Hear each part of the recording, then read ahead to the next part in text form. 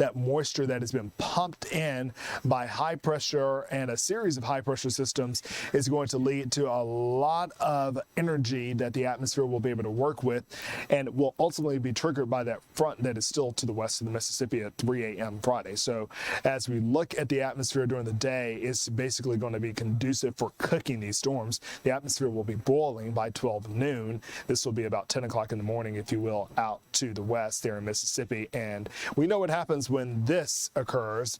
These storms oftentimes produce damaging wind gusts along with the threat for tornadoes. All eyes will be on Tennessee, Mississippi, and Alabama. Yes, we're going this way, Tom. We're already getting started. This will be less than 2 weeks into the new year by Friday, and we'll be preparing for the season's first round of severe storms.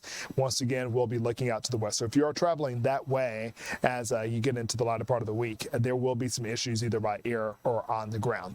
By the time the sun sets, the line moves into North Georgia, and hopefully that will be our saving grace. You can see here that the moisture field thins out a bit, and storms are still pretty potent, but hopefully they will not be severe, and certainly as strong as they are as they move across the deep south. And when these things come our way and it's warmer, and I don't know, just by paying attention to what you guys say, cold air mixing with warm air, and then, you know. It's the ultimate collision. Yeah. So you have all of it. And so what we're dealing with is basically a week's long supply of southerly Gulf moisture.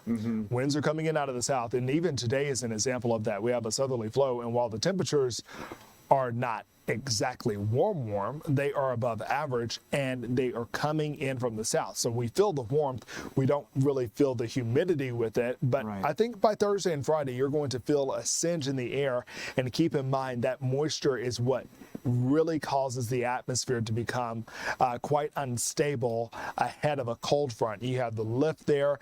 There's also a pretty good idea that we will have some wind shear, which means winds going at different speeds and directions above our heads.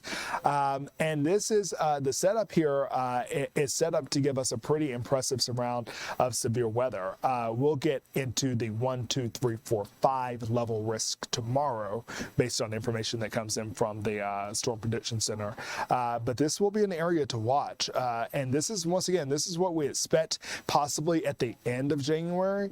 Like kind of moving more towards springy exactly, type weather? yeah. February, March, certainly April. But this is on our doorsteps quite early. And you'll recall here 2 years ago, we had a tornado outbreak. I believe it was on the 13th, 14th, or the 15th of January. It was mid-January. And then the next year, we had a snowstorm.